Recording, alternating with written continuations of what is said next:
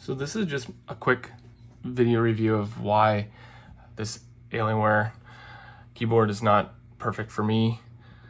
There's a kind of just a bunch of small reasons. I mean, it's got a lot of great effects with the LED lights. It can do many different things.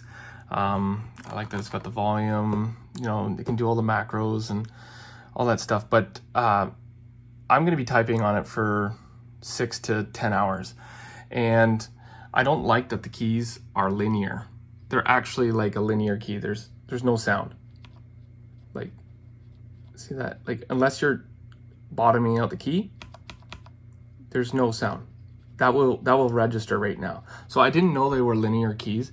Like, here's my M17, and it builds up pressure and then it drops. I like that. So it's like a tactile key.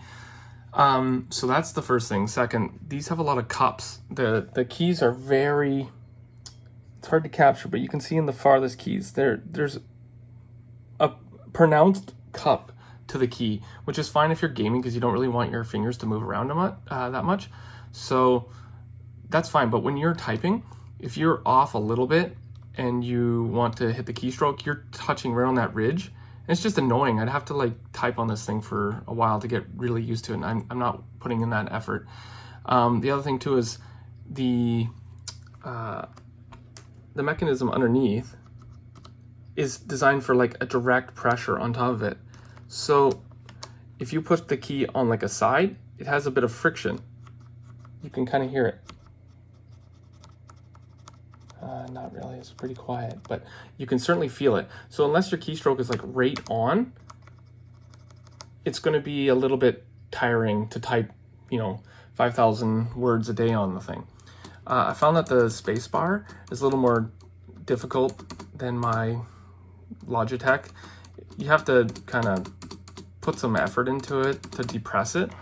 That's because it uses like a little balancing bar system here and here to keep the pressure even so that it depresses the one key. So I don't like that the space bar is a little difficult. The keys are cupped. They have to be depressed like right center. There's a bit of a ridge on the edges of the keys, and that the keys are linear. So I'm going to be returning this because of that. My previous keyboard, which is this one, you can immediately see the keys are flat.